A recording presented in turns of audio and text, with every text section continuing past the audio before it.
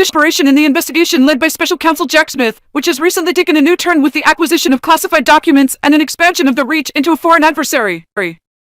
However, the focus now turns to a new anonymous witness whose existence could be a significant development in the case. This witness reportedly provided investigators with a photo of the storage room where the materials were kept, but little else is known about the information they may have provided or when they began cooperating with the prosecutors.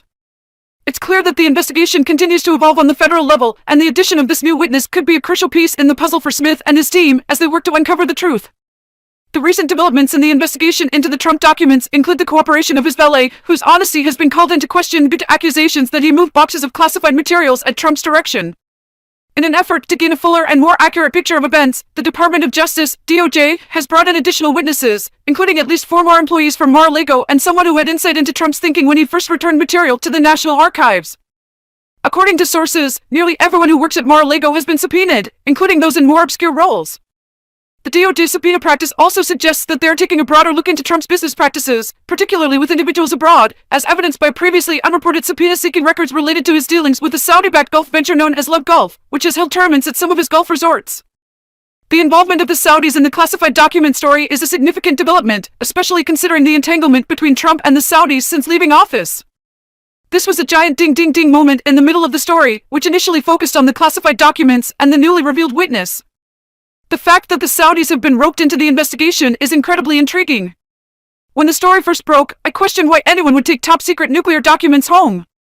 There are only 2 possible explanations: either they didn't know what was in the box, or they were grabbing random boxes without thought. The possibility that Trump took the top-secret nuclear documents home with the intention of selling them for personal gain is not far-fetched, given his obsession with hoarding things and his love of money. While some may dismiss this theory as too speculative, it's important to consider that Trump has no boundaries and would do whatever it takes to make a profit. He's a guy who's obsessed with money and has been nearly broke in the past, so it's not unreasonable to assume that he would try to sell valuable classified information. It's scandalous to think that someone who held the highest office in the country would be willing to sell out his own country for personal gain. Trump has friends in all sorts of places, including Saudi Arabia, which only adds to the intrigue of this unfolding story. It's worth noting that the Saudis have previously given Jared Kushner, Trump's son-in-law, a $2 billion investment to manage through his private equity company shortly after the 2016 election. This investment has no track record of success, and Kushner himself has a history of failure in both real estate and business. While the New York Times and prosecutors may not explicitly mention this connection, it's potentially relevant to the investigation into the classified documents. From a sports perspective, it's important to note that Live Golf, which is holding tournaments at some of Trump's golf resorts, is funded by the Public Investment Fund, the Saudi Arabian Sovereign Wealth Fund, which controls over 94% of the organization. There's currently a court case regarding Live Golf's attempt to trademark their name, which has been blocked by Live Miami. The PGA is hoping to find explosive evidence to support their case and reveal the operation's true nature. From a Live Golf perspective, it's clear that the organization has faced numerous challenges and setbacks, particularly after the January 6th insurrection. The PGA successfully pulled golf tournaments, and the crowds have been lackluster at best.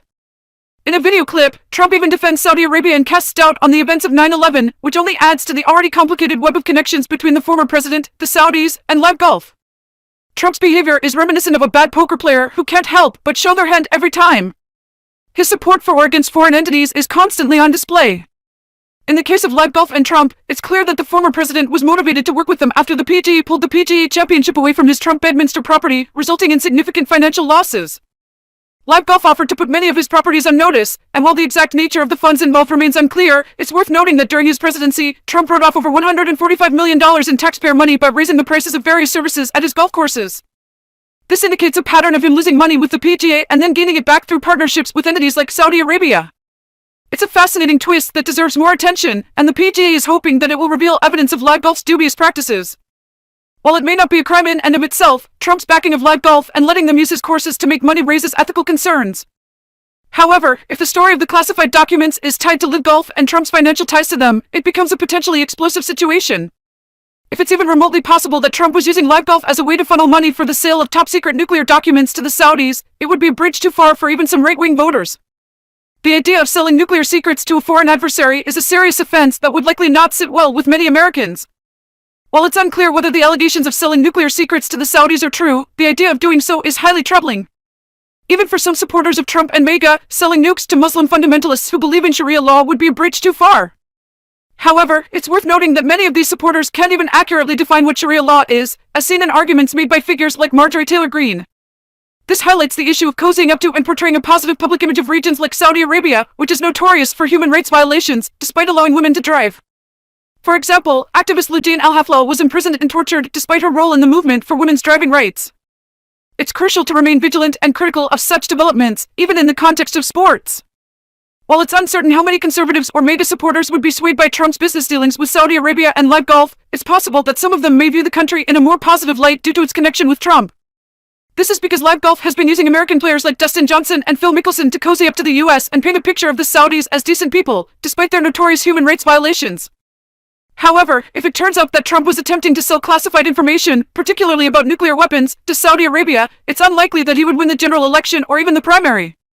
While this is speculation at this point, given the connection between the Saudis and Live Golf, it's important to remain vigilant and continue to scrutinize these developments.